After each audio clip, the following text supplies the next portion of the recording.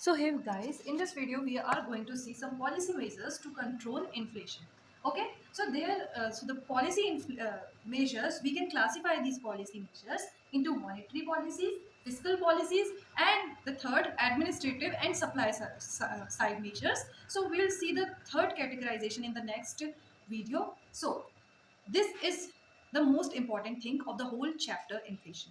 Okay, so the monetary policies are taken by RBI or the central banks of the respective countries, and the fiscal policies or fiscal measures are taken by government. Okay, so RBI alters or plays with money supply or manages with controlling money supply and controlling the cost of credit, that is interest rate. Okay, now government changes disposable income and public spending.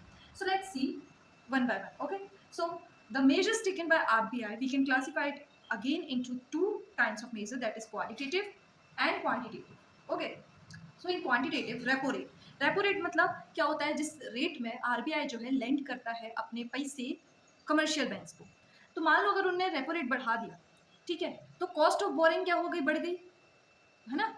तो banks क्या करेंगे, या तो कम ले पाएंगे और या तो ये कॉस्ट ऑफ बोरिंग का बर्डन किस में डाल देंगे, जनता में डाल देंगे।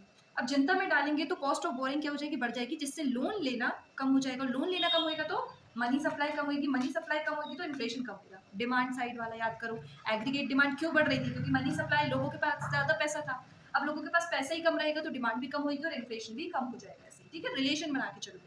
Now CRR and SLR। CRR मतलब कैश रिजर्व रेशियो, वो पैसा जो कि कमर्शियल बैंक्स को रखना होता है, मैंडेटरी होता है विद RBI, एंड SLR वो पैसा जो कि कमर्शियल बैंक्स को सेफ्टी के लिए रखना पड़ता है विद देमसेल्फ। ओके, सो अगर उसकी लिमिट बढ़ा दी गई, मतलब RBI ने बोला कि भैया अब तुम्हारे पास 100 रुपए, पहले तुम 10 रुपए मुझे देते थे और 10 रुपए खुद के पास रखते थे, तो you had 80 rupees to land off, now you have to keep 15 rupees with yourself and 25 rupees with RBI।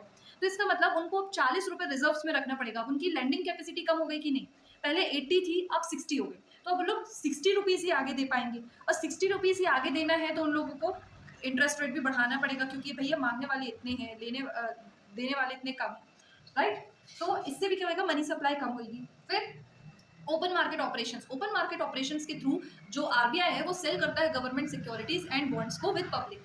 अगर अब आरबीआई को एक्सेस मनी को निकालना है, अब इन सारी चीजों में क्या करेगा, क्या कर रहा है आरबीआई, एक्सेस मनी को निकाल रहा है या फिर मनी ही कम कर दे रहा है लोगों के पास, की मनी कम पहुंचे। तो ओपन मार्केट ऑपरेशंस में क्या करेगा आरबीआई, बेचेगा गवर्नमेंट सिक्योरिटीज को, कह देगा कि आप ये 10,000 की सिक्योरिटी खरीदो, है ना, ये पेपर ले लो, आप हमें अपना पैसा दे दो, तो मनी सप्लाई क्या हो गया बेटा, कम हो गया। तो इन सारी चीजों से मनी सप्लाई आरबीआई कम करना चाहता है और कॉस्ट ऑफ क्रेडिट मतलब कॉस्ट ऑफ क्रेडिट को बढ़ाना चाहता है। ठीक है, डिफ्लेशन में इसका उल्टा हो जाएगा, मनी सप्लाई को बढ़ाना होगा, कॉस्ट ऑफ क्रेडिट को कम करना होगा, और इन्फ्लेशन में इसका उल्टा, मनी सप्लाई को कम करना होगा, कॉस्ट ऑफ क्रेडिट को बढ़ाना होगा।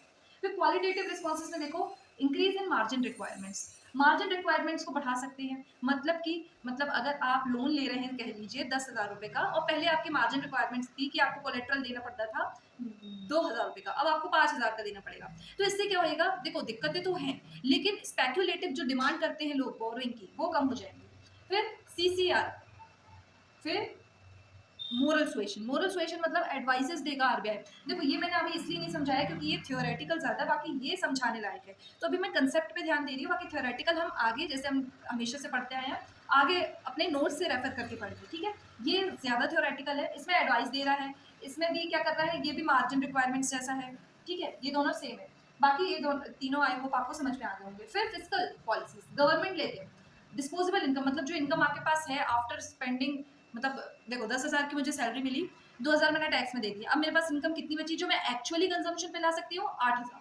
सो गवर्नमेंट अल्टर करता है इन 8,000 को, डिस्पोजेबल इनकम को, कैसे, टैक्सेस और पब्लिक स्पेंडिंग को। पब्लिक स्पेंडिंग से क्यों, क्योंकि देखो डिमांड ज्यादा है, और डिमांड का पार्ट एक है गवर्नमेंट एक्सपेंडिचर भी। अब गवर्नमेंट एक्सपेंडिचर कम हो जाएगा तो डिमांड भी कम हो जाएगी, और डिमांड कम होगी तो इन्फ्लेशन कम होगा, क्योंकि एडी और एई मतलब एग्रीगेट डिमांड और एग्रीगेट सप्लाई को, यहाँ है एग्रीगेट डिमांड, यहाँ एग्रीगेट सप्लाई, जितना आप कम करेंगे उतना ही ये एक लेवल फील्ड में आएगा। ठीक है, तो पब्लिक एक्सपेंडिचर को कम कर दिया, डायरेक्ट एंड इनडायरेक्ट टैक्सेस को बढ़ा दिए।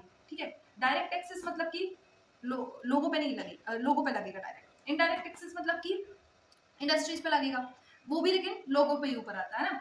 फिर सब्सिडीज को कम कर दिए मान लो, ठीक है, और डेट प्लस डेफिसिट मैनेजमेंट, वो कैसे करेंगे, बोरिंग ज़्यादा कर ली, बोरिंग ज़्यादा कर ली मतलब आप लोगों से पैसा ले रहे हैं। और सरप्लस बजटिंग, सरप्लस बजटिंग मतलब होता है बेटा जब आप गवर्नमेंट का रेवेन्यू गवर्नमेंट के एक्सपेंडिचर से ज़्यादा होता है। अब एक्सपेंडिचर मतलब वही इंफ्रास्ट्रक्चर डेवलपमेंट में डाल दिए गवर्नमेंट ने अपने पैसे, या फिर गवर्नमेंट ने सब्सिडीज दे दी या अलग ट्रांसफर पेमेंट्स कर दी, तो गवर्नमेंट ये कम करेगा, अपना एक्सपेंडिचर कम करेगा, रेवेन्यू ज़्यादा करेगा।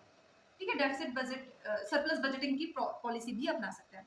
तो ये कंसेप्ट समझने वाला है, होप आपको समझ में आ गया होगा। अब हम नेक्स्ट में थ्योरेटिकल वाला पार्ट देखेंगे, but before that let us first clear the administrative and supply side measures also. चलिए, तो अब हम देखते हैं कि पॉलिसी मेजर में हमारा एडमिनिस्ट्रेटिव इंटरवेंशन हम कैसे ले सकते हैं। ठीक है, तो देखो सबसे पहले ये दो जो हैं ये आ जाते हैं हमारे एडमिनिस्ट्रेटिव इंटरवेंशन में। ठीक है, कि आपने इम्पोज कर दी stock limits and anti hoarding. मतलब कि जो हम देख रहे थे, देखो पहले वाला हमने क्या देखा, पहले वाला जो गवर्नमेंट आरबीआई वाला था एंड गवर्नमेंट वाला था, ये डिमांड साइड को ज़्यादा देख रहे थे, क्योंकि ये लोगों की इनकम पे फर्क डाल रहे थे, क्रेडिट कॉस्ट ऑफ क्रेडिट पे फर्क डाल रहे थे, पब्लिक स्पेंडिंग पे फर्क डाल रहे थे। मतलब ये सारे आप देखो डिमांड साइड का है। ठीक है, डिमांड साइड का है कि आपके जो डिमांड और सप्लाई का मिसमैच है, कि डिमांड को नीचे लाने वाले हैं। ठीक है, लेकिन अब हम क्या कर सकते हैं, हम इनको एक लेवल में लाने के लिए, एक बैलेंस में लाने के लिए, देखो यहाँ डिमांड है ना, बहुत अच्छे से समझो बेटा, ये सप्लाई है। अब डिमांड तो हमने नीचे ले आ दी, किससे, आपके आरबीआई वाले से और गवर्नमेंट वाले से। अब आप सप्लाई को भी तो ऊपर ला सकते हैं। अब सप्लाई को ऊपर कैसे ला सकते हैं, आप बोलेंगे कि भैया आपने तो बोला था फुल एम्प्लॉयमेंट में, तो हम सप्लाई को ऊपर ला नहीं सकते हैं, लेकिन हम कुछ तो कर सकते हैं। अब क्या कर सकते हैं, वही हमने पढ़ना है। ठीक है, तो first stock limits and anti hoarding. मान लो कि लोगों ने आर्टिफिशियल शॉर्टेज, जो हमने पढ़ी थी आर्टिफिशियल शॉर्टेज रखी है, कि सप्लाई तो है ना, मतलब चीज़ तो अवेलेबल है, बट आर्टिफिशियली उनकी शॉर्टेज क्रिएट कर दी गई है ताकि प्राइस राइज हो जाए।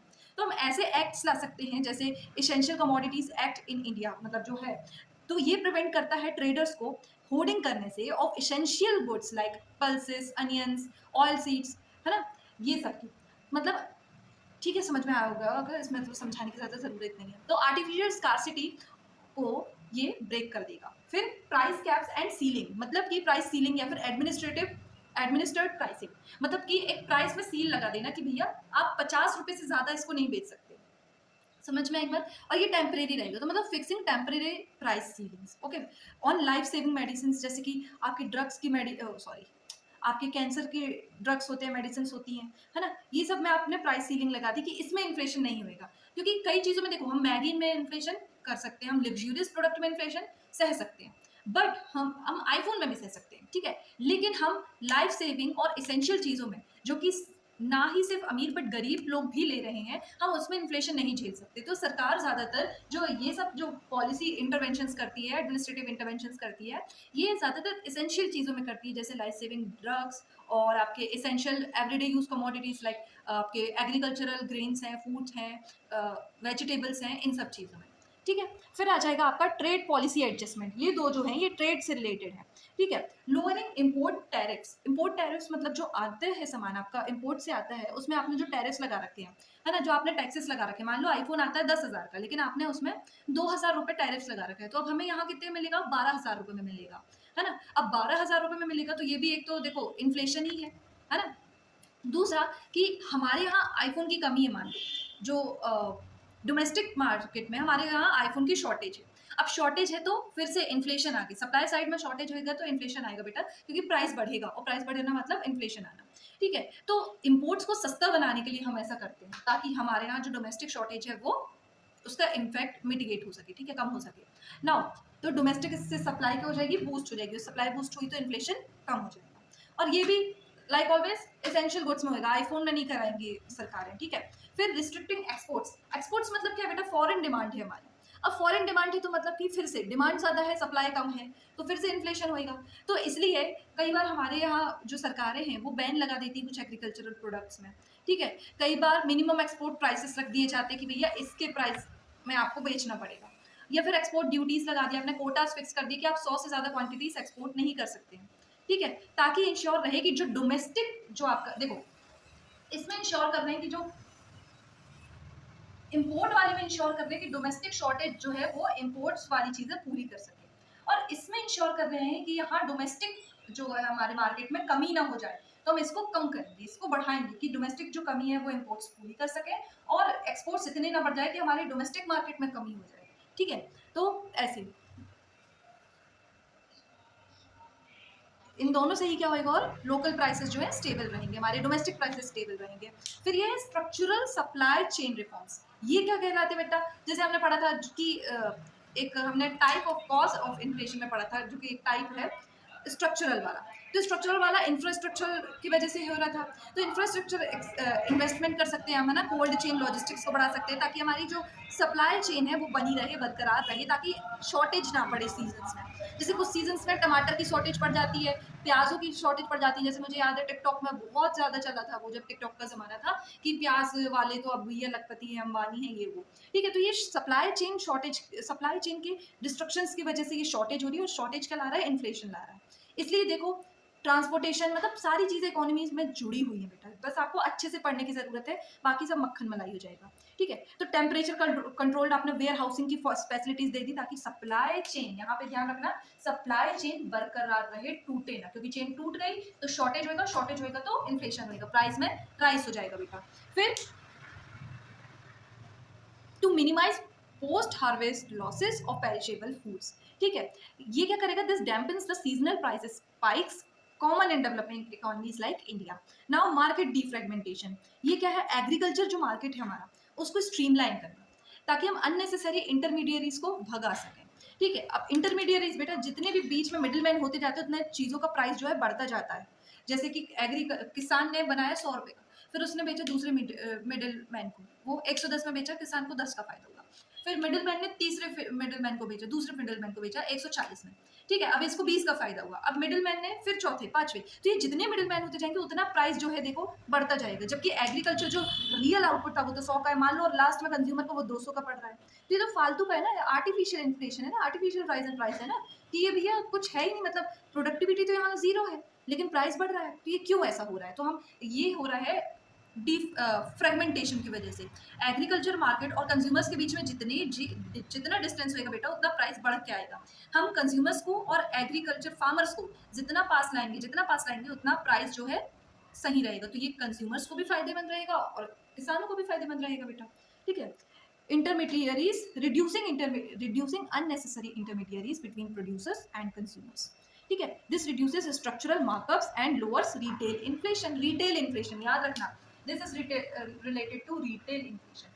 So with this we have completed all the policies measures that are important for our exams.